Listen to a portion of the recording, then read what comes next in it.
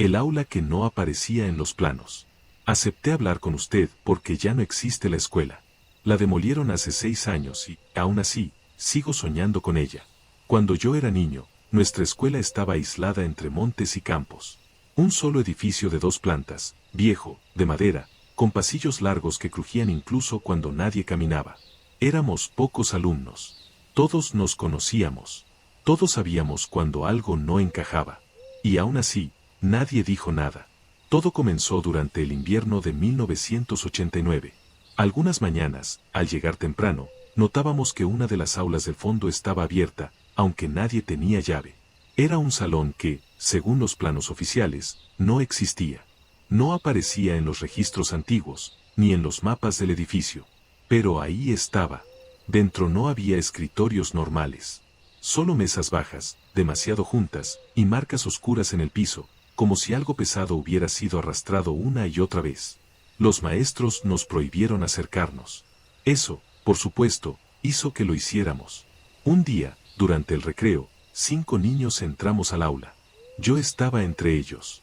El aire dentro era frío, distinto al resto del edificio.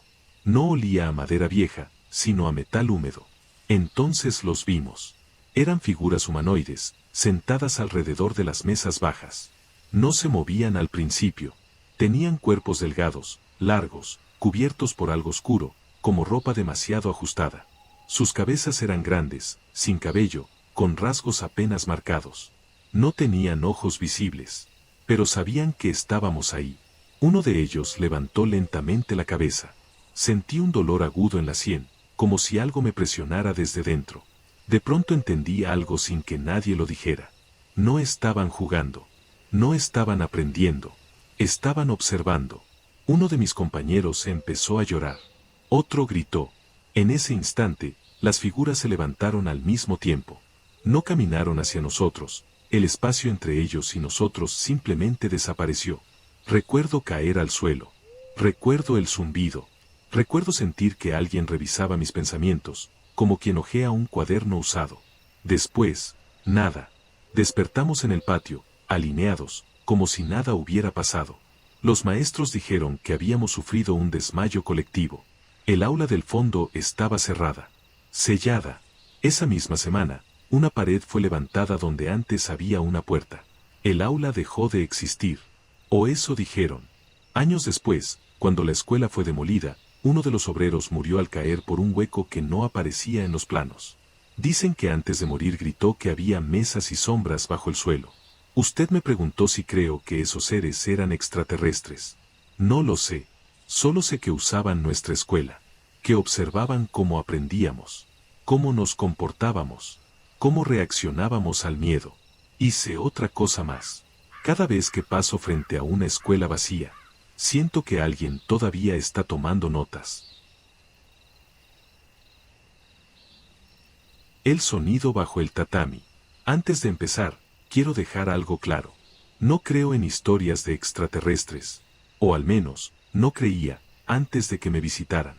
Yo crecí en un pueblo pequeño, rodeado de montañas y arrozales. Casas bajas, calles estrechas, noches silenciosas.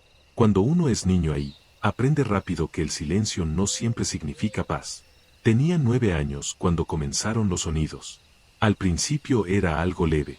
Un golpeteo sordo, como si alguien caminara debajo del piso de la casa. Mi padre decía que eran ratas. Mi madre rezaba en silencio y no preguntaba nada. Pero yo sabía que no eran animales. El sonido venía desde abajo del tatami. Siempre a la misma hora, poco después de la medianoche. Algunas noches, el tatami vibraba apenas. Otras, sentía como si algo respirara bajo mi cuerpo mientras dormía. Yo me quedaba inmóvil, conteniendo la respiración, fingiendo estar dormido. Una madrugada, el sonido cambió. Ya no eran pasos. Era un zumbido, grave, profundo, que me atravesaba el pecho. Sentí náuseas. Mis oídos comenzaron a doler. Quise gritar, pero no pude emitir ningún sonido. Entonces lo vi. El tatami frente a mí se hundió lentamente, como si algo empujara desde abajo. La madera crujió. El aire se volvió frío. Un olor metálico llenó la habitación. De entre el suelo emergió una forma oscura, delgada, imposible. No levantó el tatami, Lo atravesó. La criatura era alta, demasiado para el cuarto. Su cuerpo parecía cubierto por una piel negra, lisa, como húmeda. Su cabeza no tenía rasgos humanos, solo una hendidura vertical donde debería estar el rostro. No caminaba. Flotaba. Sentí que algo entraba en mi cabeza. No palabras, recuerdos que no eran míos. Vi montañas desde arriba. Vi luces moviéndose bajo la tierra. Vi casas como la mía, abiertas, observadas. La criatura se inclinó hacia mí. No me tocó. No lo necesitaba. Sentí una presión en el pecho, como si algo me estuviera midiendo por dentro. Entonces, desde muy lejos, escuché a mi madre moverse en la cocina. La criatura se detuvo. El zumbido se intensificó. El aire vibró. Y de pronto, ya no estaba. El tatami volvió a su lugar. El silencio regresó. Nunca le conté a nadie. Pero desde esa noche, cada vez que camino descalzo sobre un tatami, siento que el suelo no está completamente sólido. Crecí. Me fui del pueblo. Formé una familia. Pero hace 3 meses, mi hijo de 7 años me dijo algo que no me deja dormir. Papá, por la noche siento que alguien camina bajo mi cama. Usted me preguntó por qué acepté esta entrevista.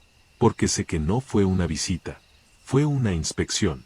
Y porque ahora entiendo algo que me aterra más que cualquier recuerdo. Ellos no vienen del cielo. Vienen de abajo. Y siempre regresan por lo que una vez tocaron. Las luces del arrozal. No sé por qué la gente cree que en los pueblos no pasa nada. Tal vez porque aquí aprendimos a no hablar de ciertas cosas. Yo crecí en una aldea pequeña, rodeada de arrozales. Casas de madera, caminos de tierra, noches tan oscuras que el cielo parecía caer encima de uno. Cuando era niña, mi abuela siempre decía que no mirara las luces del campo después del atardecer. No son para nosotros, repetía. Nunca lo han sido. Yo tenía 10 años cuando las vi por primera vez.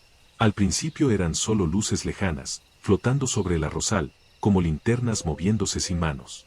Aparecían algunas noches y desaparecían otras. Nadie parecía notarlas, o fingían no hacerlo. En el pueblo, aprender a fingir es una forma de sobrevivir. Una noche, regresaba sola a casa después de ayudar a mi tía. La luna estaba cubierta por nubes y el aire era espeso, húmedo. Entonces las luces aparecieron otra vez, pero esta vez estaban más cerca. No flotaban. Descendían. El arroz comenzó a inclinarse como si algo invisible caminara entre las plantas. Sentí un zumbido bajo, no en los oídos, sino en el pecho. Me escondí detrás de un cobertizo, temblando, observando. Y entonces lo vi. Entre el arroz emergió una figura delgada, demasiado alta, con extremidades largas y rígidas. Su cuerpo parecía envuelto en algo oscuro, como si absorbiera la luz. Donde debía estar el rostro, no había nada reconocible.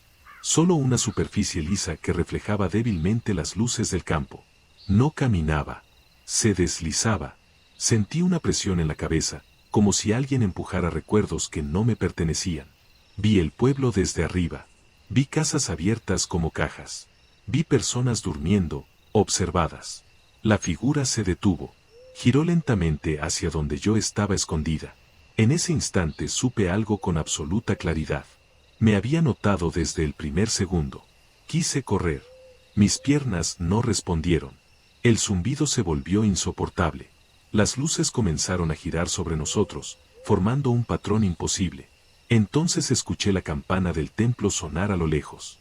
La figura se quedó inmóvil. Las luces ascendieron lentamente, una por una, hasta perderse entre las nubes. El arroz dejó de moverse. El sonido desapareció. Cuando volví a casa, mi abuela estaba sentada frente al altar, rezando.